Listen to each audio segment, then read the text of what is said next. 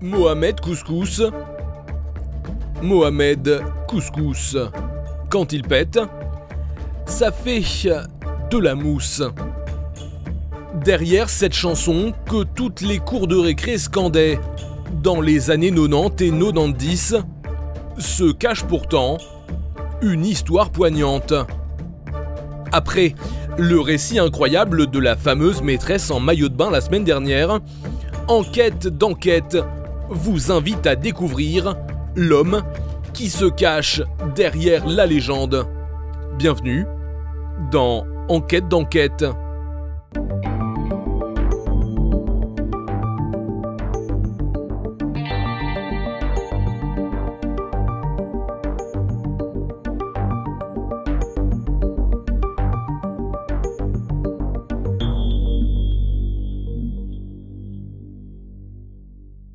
Oran, 1956. Une famille comme les autres. À un détail près. Une chose inquiète les parents du petit Mohamed, alors âgé de 12 ans. En effet, chacune de ces flatulences est accompagnée d'une émulsion.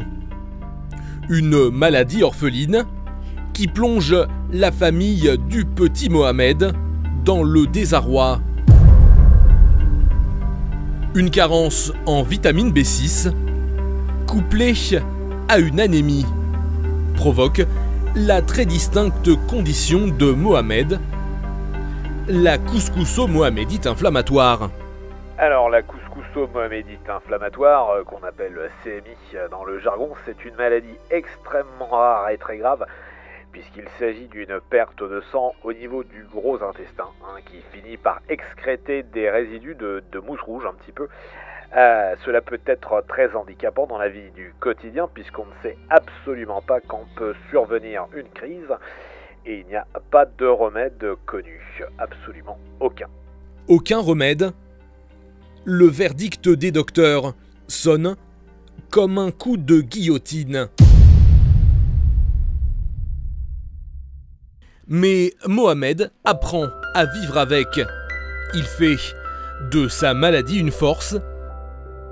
Cloué à son lit durant ces épisodes de crise flatulaire, Mohamed décide de se lancer à fond dans ses études.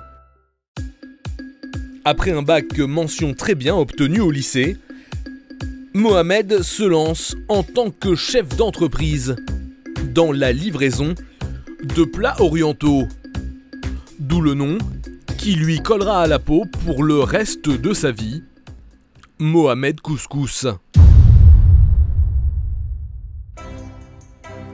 En quelques années, la petite entreprise artisanale de Mohamed va devenir une véritable success story. Mais les années passent et la santé de Mohamed décline. Et un jour... Oui, allô, madame? Allô? Je vous écoute, madame. Oui? Dites-moi. Mohamed? Oui, Mohamed. Mohamed, il est malade. Il faut l'emmener à l'hôpital. D'accord, on vous envoie une ambulance. Mais l'hôpital, il est fermé. Le personnel soignant était alors en grève contre les récentes réformes. Les syndicats demandent au Parlement de repousser cette proposition de loi. Et le 16 avril 1984, le couperet tombe.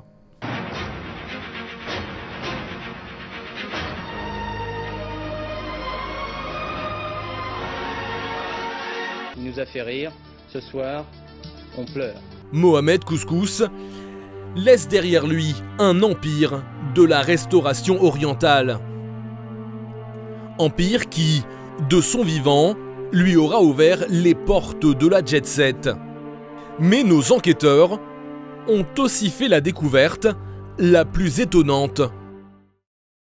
Johnny Hallyday avait enregistré en 1985 une démo pour le moins inattendue. Mohamed Couscous, quand il pète, ça fait de l'amour. L'enregistrement, quoique de mauvaise qualité, est une preuve irréfutable que Johnny Hallyday avait l'intention de rendre hommage à son ami de toujours, Mohamed Couscous.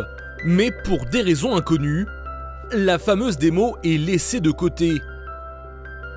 Et Johnny Hallyday sort « On a tous quelque chose en nous » de Tennessee.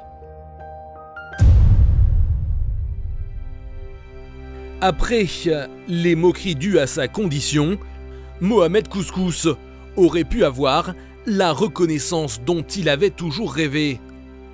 Mais le destin en a décidé autrement.